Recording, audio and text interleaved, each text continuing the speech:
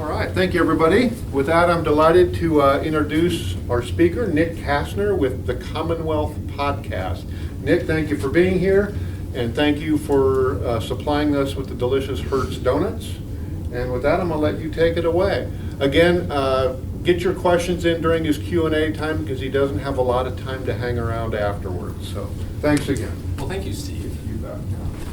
First off, Luke, is my mic working? Did I turn it on correctly? Yeah. Okay, perfect. And also that the upcoming class on Canva, we do all of our graphic design in Canva, so I'm sure it would be extremely beneficial. I'm not a designer and it's easy to use. So like Steve said, my name is Nick Castner. I am the host of The Commonwealth, which is a podcast that features artists, entrepreneurs, and athletes that are leading disruptive change. Before I got into podcasting, I had a few different jobs throughout Lincoln's startup community. My last full-time gig was at Bulu, which is a subscription box company here in town. In the 15 months I worked there, I started, my first role was taking packages to FedEx, and I ended up leading a program that had about 5,000 monthly shipments. I was eventually promoted to their director of strategy. Based on that strategy I was directing, when the company needed to lay off some people, they included me in the group and I lost my job. Fortunately, I had a side gig creating a podcast with a friend, Alex McChesney, who is a marketing strategist down at Firespring. My lack of employment gave me an opportunity to focus on the show full time. That was about 4 months ago. And over that period of time, we have been able to feature guests such as Jeff Rakes, the former CEO of the Bill and Melinda Gates Foundation, David Graff and John Wirtz, two of the founders of Huddle, and Hannah Houston, a local school teacher who ended up getting third place on the NBC show The Voice. One of my favorite episodes is with Lex Allen, a non-gender binary African-American pop singer from Milwaukee, Wisconsin. I have one of my favorite clips from that interview to show you all here today, and hopefully this works properly. You developed that grassroots following. Well, it was more so just being present. Like with anything, you just have to show up. Show up and show your ass. Like so, whenever I would do any open mic nights, like I'd be like, these people don't know me, but I'm gonna do a few covers and I might do an original, and it's just about really making every experience, that like big or small, every interaction matter. So like for me, like I don't give a damn if there's like 10 people in the room, like I said, and they're listening. Those 10 people, maybe 5 out of the 10 or maybe 7 out of the, who knows, like they're gonna go and talk about you to their friends and they're like, oh, I'm gonna follow this person on Instagram. And then you just kind of like, it's kind of like this cycle that occurs. And show up and show your ass is one of my favorite quotes that has happened on the show. That interview with Lex took place back in September when Lex was in town for Lincoln Calling, which is a music festival here in Lincoln, Nebraska.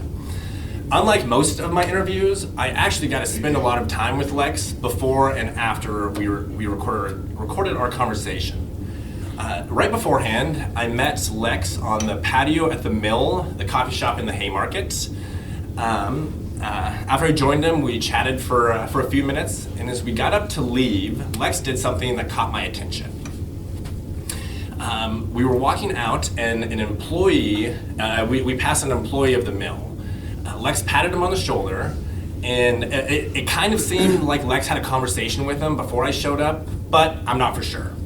Lex patted him on the shoulder and said, "Hello, I'm an artist. My name is Lex Allen. You should look me up on Spotify." Now, before I go on, does anyone know what this is?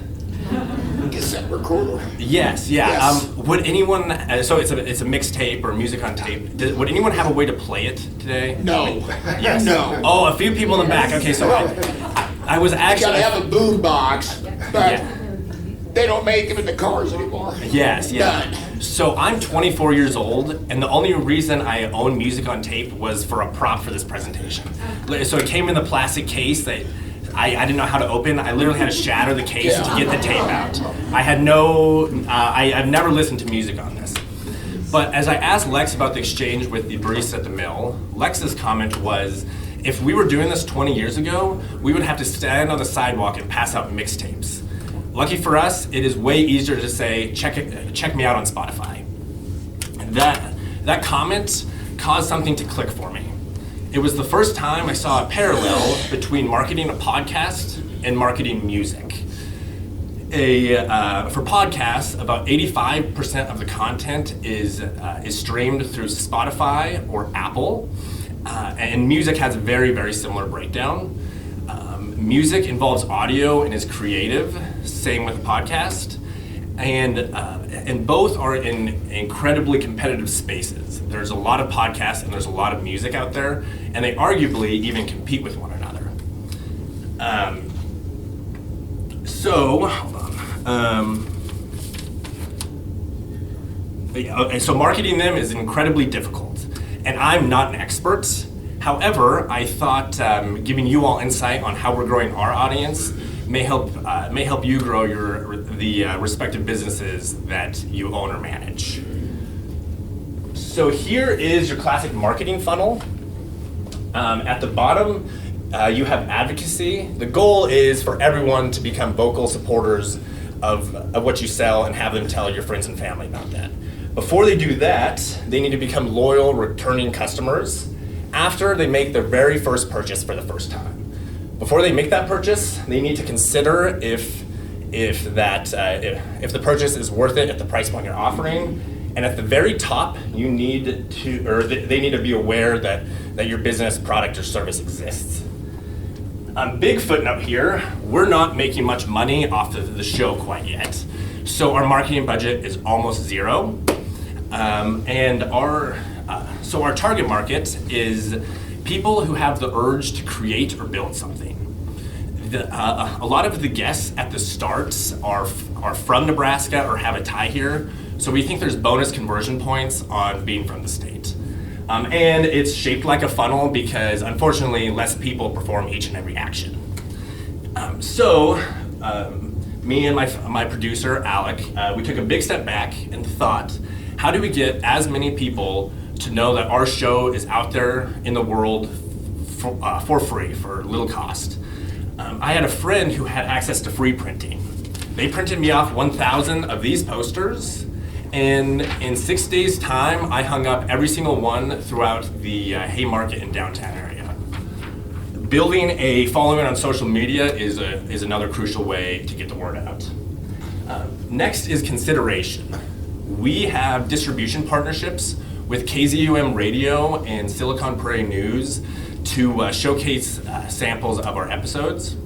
We also include video snippets, exactly like the one I just showed you all of Lex, on our Facebook page, so people have an understanding of what we're talking about. Next is conversion. Our big thing here is consistency. It'll probably take people seeing a handful of guests before they click on an episode and listen to the show. So every single Monday is when we release episodes. Every single Monday, unless if it falls around like Christmas or New Year's, people have to know that a new episode of the Commonwealth just aired. After that is loyalty. The factors that differentiate our podcast from others is name recognition of guests and the answers I'm able to pull based on my research and questions beforehand. Ideally, the quality of our content is such that makes people want to stay around for future episodes while also listening to previous ones. Then lastly, we have advocacy.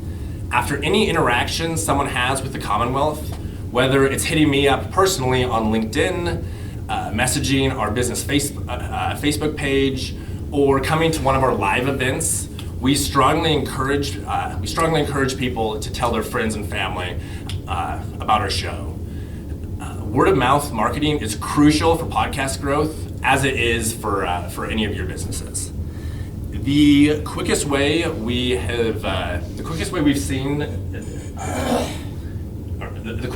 been able to get people through each and every one of these phases is by meeting the show's host. which is me.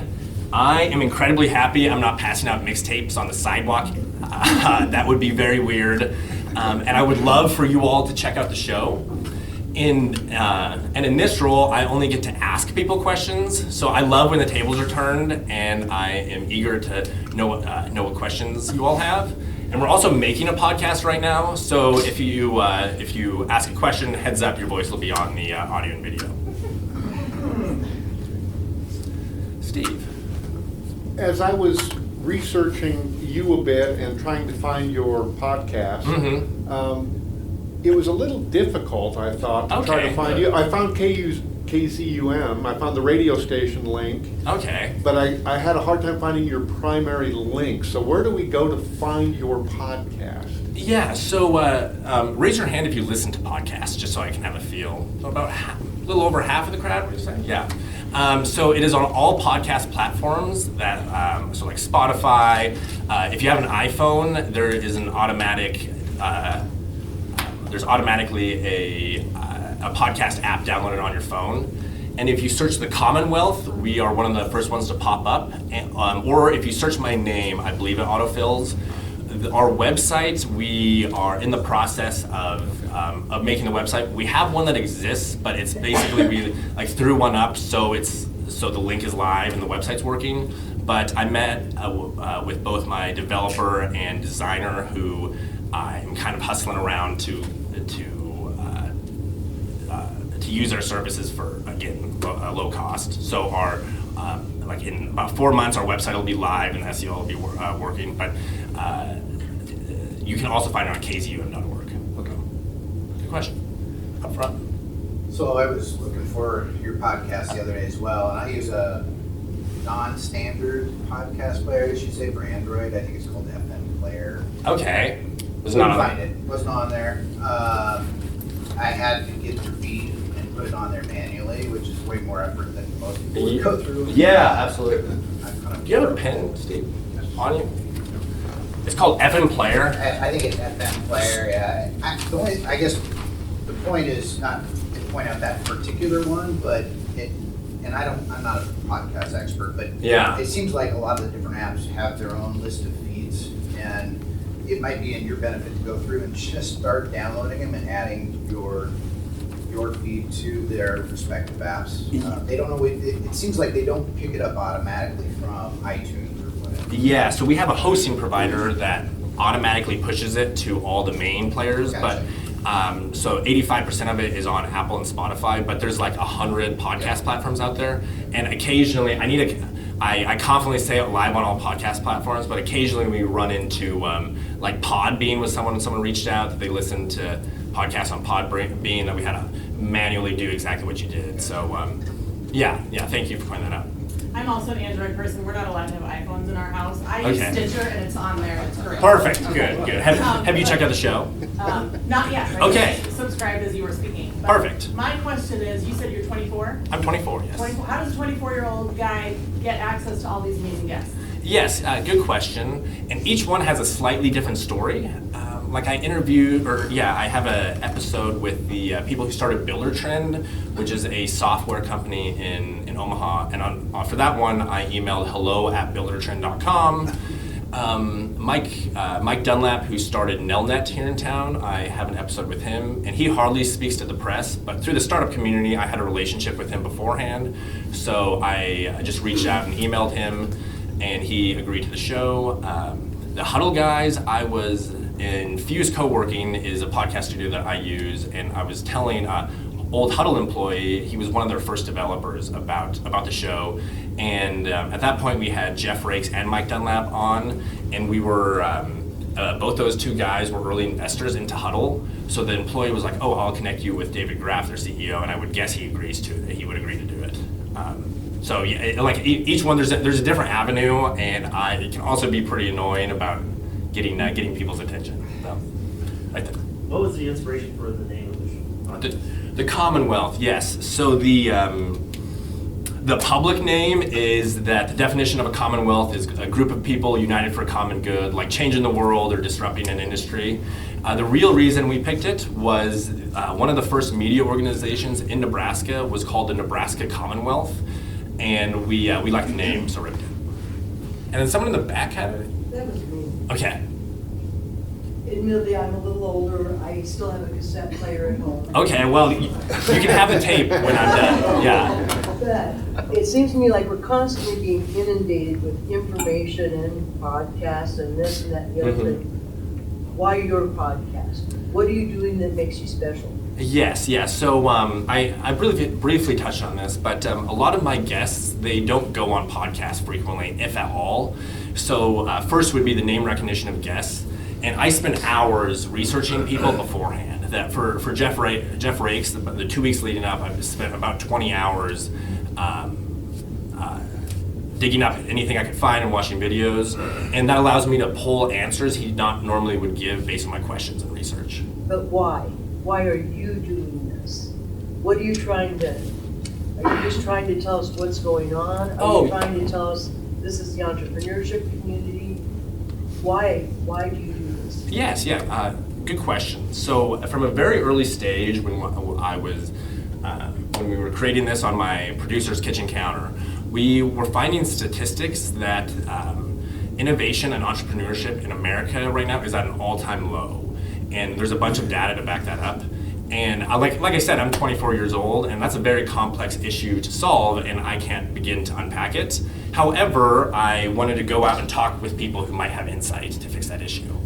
Yeah, so the hope is that by listening to our show, you're inspired to take the plunge into building or creating something.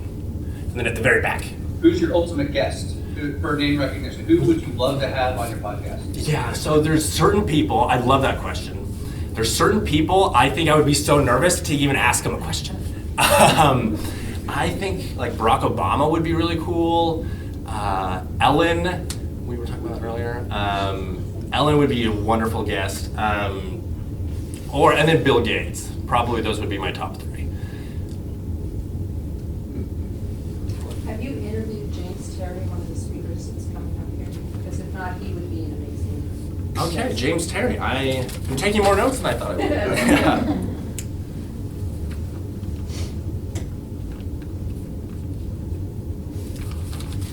What are the goals for monetizing the podcast? Is there any plans past like just ads or? Yes, so ads are a big one. I recently, are you familiar with Patreon? Yes, it's a platform that allows creators to get paid, so like your audience can support what you do on a financial basis. And originally I was hesitant to get on Patreon, just thinking like I'm already asking people to listen to next week and telling their friends about it, but then also asking people to give me money just seemed like a big ask. But I actually had a meeting with some podcasters yesterday, and their comment was, well, it started a week ago. Someone asked if I had a Patreon, and my reaction was like, I need to set up a way for you to give me money if you really want to give me money. But then my podcasting meeting yesterday, their comment was that you can have it at the end and just like suggest, like word it like if you want to, it would support the show. And by joining Patreon, you provide additional content like these speaking gigs and these questions. I may only give access to my Patreon members or things like that. So that is one thing we're exploring. Merchandise is another big one you can monetize your show off of. And then fourthly, so Gimlet is a big podcasting media company. It was just acquired by Spotify for $200 million. And they got into private label content. So companies would hire them out to make a podcast for them. And that is another idea we have kicking. But our big focus right now is our audience growth. Like all four of those, in order to make this sustainable, we need a much bigger audience than we have today. I just wanted to tell you, I was out and about downtown this morning and I saw one of your flyers and I think it was actually in a restroom. Yeah. And I took a mental note to check it out, so I wanted you to know your advertising is working. Perfect, thank you. And Go ahead. yeah, and so what we've seen with the posters is no one looks at the poster and thinks, oh my God, I have to listen to that now, and then downloads it. But when they see it, they become aware of our product, and then you see me speak today, and then maybe this afternoon you check out an episode. So yeah, gets people down the funnel. And then what was the I second did have a question? question too. Yeah, fire away. For those of us who own and run small businesses and are Mhm. maybe thinking about starting a podcast ourselves, I know you said you have a producer, and I'm wondering if that's what the route you would recommend, or if you consider doing that on your own. Yeah, so it is easy to learn. Like I am self-taught, so this microphone is like $100 on Amazon, and how I approached it was if I was getting into photography, I could easily spend $500 on equipment, but instead I'm getting into podcasting. So like I was fine spending the $100 on the Yeti, and I produce on Audacity, which is a free service that you can download online, and I've taught myself just with tutorial videos on YouTube. The one thing is, it is time consuming. So keep that in mind as you approach it, and you can do anything from like hire people on Fiverr, which is a freelance network online that you can hire people, and you can pay someone $20 to produce it. I don't know what the quality on their production is, and then I have one of my good buddies, Landon Rhodes, started Grindstone Media, which is a production house here in town, and they have a full podcast studio with video. It's like a Joe Rogan level, if you're familiar with that podcast. It's a premier podcast studio that they all you can both record there and pay them to produce it, and then additionally, podcasts can be great marketing tools that. Like I was on someone else's podcast in Omaha yesterday, and I was talking to her producer, and she goes to a production house, and their producer was saying someone records there that out of Omaha they sell bull semen around the world, and they have a very, very niche podcast on that topic, one that I probably wouldn't listen to, but they've already gotten clients from around the world from first hearing the podcast. Oh.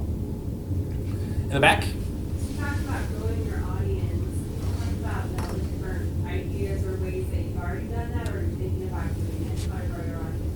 Yes. So like the flyers get people aware.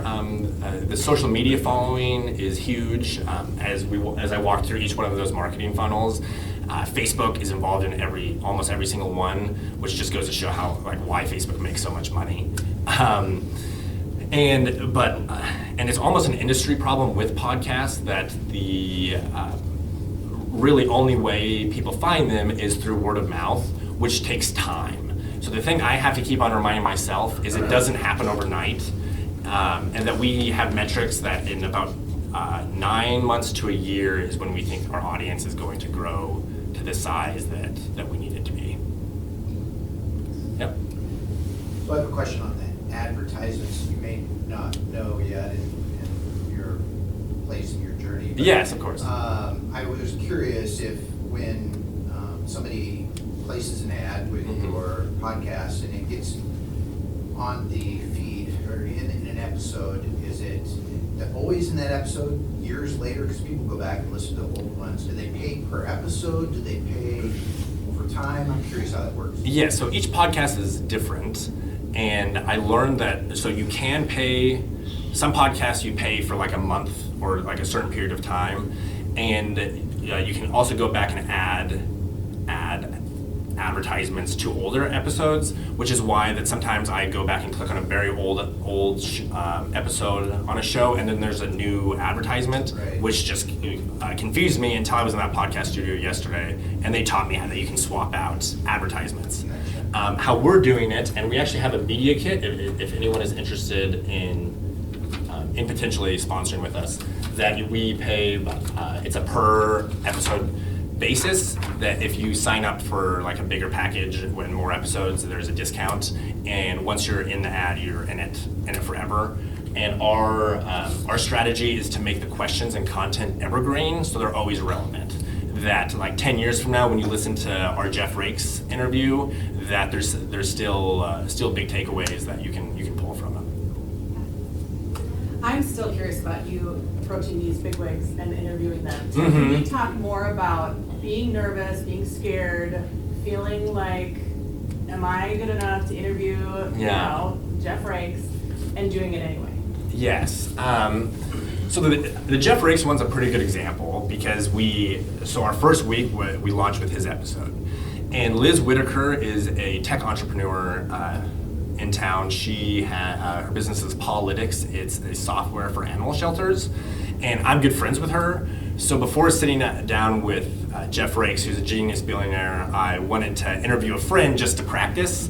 And I've recently gone back and listened to that episode with Liz, and it's so cringeworthy how bad I think I am now, and just the progression after now doing like 30 of them. And my producer from the get-go, his comment to me was, no one's tuning in to the Jeff Rakes episode to listen to you talk. So shut up. And Jeff Rakes was a good enough storyteller that I was really nervous, but when you listen to the episode, I really don't talk that much. I just kind of like toss him a question, and he starts talking about Bill Gates and Steve Jobs, and he kind of talks trash on Steve Jobs and praises Bill Gates, and I guess as I did it more, first I think that illustrates my frame of mind going into it, that my goal is for them to tell their story, that I'm not giving any perspective on anything other than like, what have you done that has change the world or like develop the industry you're in. And then I still get nervous. I am actually, one of my best friends is getting her master's in London. So I'm going to the UK the week after Thanksgiving, and I'm logging down some interviews now, and I still have guests come across that I'm like my first reaction is like, oh my God, I have no right to be interviewing them. But I guess I always just kind of approach life through like a blind confidence. Like when I lost my job at Bulu, I immediately was like, oh, perfect, I get a podcast more. So do you have any follow-up questions on that? I don't know if I'm rambling or anything. No, I think that's awesome. Okay. Because I think we, as entrepreneurs, we have to do stuff that we're scared to do all the time. Right? Mm-hmm. Put ourselves in uncomfortable situations and to do it anyway. So Okay. cheers to you. Thank you. Follow up on that, Mr. Culture Finesse and the best would be a good person to talk to. Okay, perfect. Okay, and also Tim Matian back here about business. Okay. He's a business expert, so that's to be on your list. Yes, so I love guest suggestions, and one of the most like intellectually stimulating part of the show is thinking of who to have on, and for sure shoot me an email if you're interested, or even have guest suggestions like that. When you watch back or look at your analytics and you're seeing, when are people stopping listening, or that's something you do, look at your data? Yeah. What do you feel like is that ideal time? I know the one, I was listening this morning to the one, I think you had a Senator and Alley, and that was like 43 minutes. Mm-hmm. So when you watch your analytics, are people watching all the way 43 minutes long? And if not, when are they stopping? What's your drop off? Yes, well, first, thanks for checking out the show. I appreciate it. And so the three things that, like three data pieces that you get from podcasting are where people are listening. So the majority of our audience right now is in Nebraska, like about 80% of it. Which episodes people are listening to, and what device they're listening on. Unfortunately, so you can't see where people are stopping. The one thing we know just from like looking at the industry and behavioral trends is we shoot for about 40 minutes, just because that length of time is long enough that you can actually get to the meat of a discussion, but short enough that people can listen while getting ready or on their lunch break or driving to Omaha.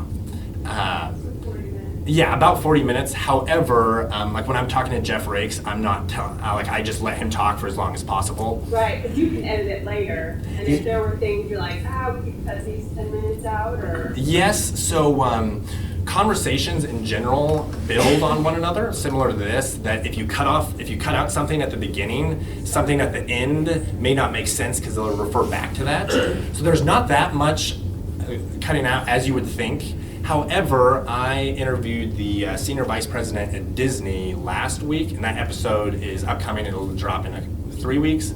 And at the end, he does a bunch of philanthropy work. So I asked him about the philanthropy work, but the whole, 40 minutes beforehand was all about his perspective on the entertainment industry, and he talks a lot about Disney Plus. Yes, and then at the end, we kind of have this tangent conversation about philanthropy. I'm thinking, because it ends up being about 50 minutes, that I may cut out that philanthropy talk and I can give that to the Patreon supporters, or do something with that later. So that's an example of trimming it down to make that time. Yeah, good question. One more question. Anybody? Okay. You talk about your partnership with KZUM, so do they air your podcast or what? Yes, so they have they received a grant to develop local podcasts, and so this project started with a regional media, a regional news outlet, and at the last minute they backed out on me, and so I was scrambling to find a replacement for that, and then someone led me to this KZUM Podcast Partners, and in exchange for distribution, they have the right to sell ads on my show, and I get to use their studio. And the studio has been big, so my pitch to get these big names guests is I'll make it as easy as possible. I have an on-the-go studio that all fits in this bag, and that I can record in whatever office or conference room is most convenient for them. But when I approached Hannah Houston and gave that pitch, from her perspective, she is a musician, so the most convenient place for her is her home. And there's 1,000 reasons why I'm not going to record in her home, in her living room. So it was best to do it at KZUM's KZUM studio. So that was very convenient. And so they I pull similar snippets, and they add that into their regular scheduled programming, and then promote me on social media.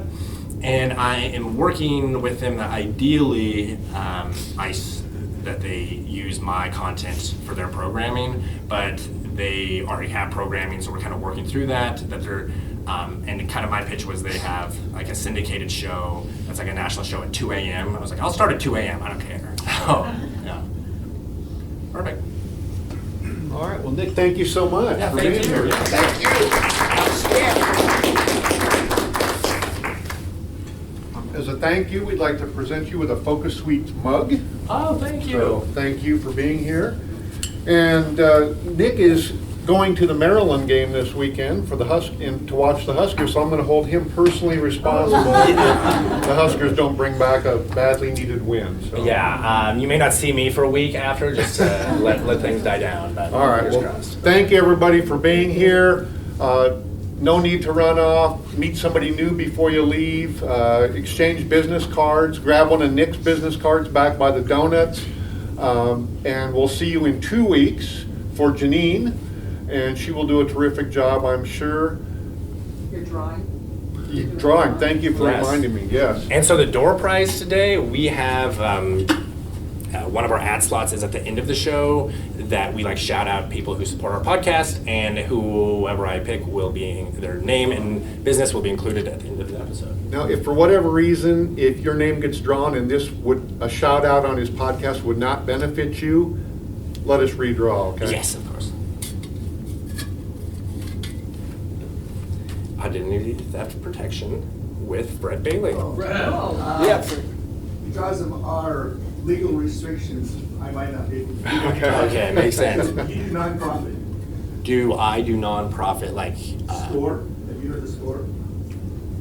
Yeah, I've heard of it. You might be able to do that instead. Okay. But draw somebody else. I'll talk to you about it. Okay, totally. Doris Miller? Oh, Doris.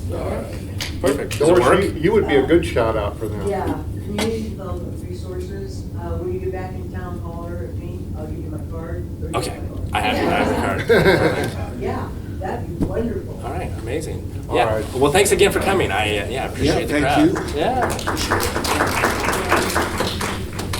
Can I get a copy of your media kit? Oh yeah, absolutely. First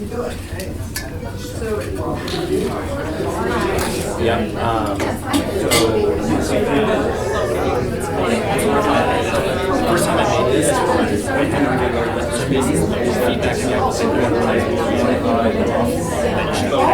so the idea is genuine and cool.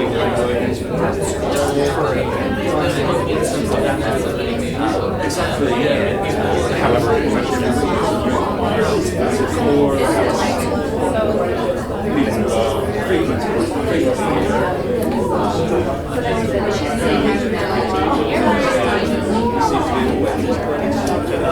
as of now, obviously we're trying to present however many months you want.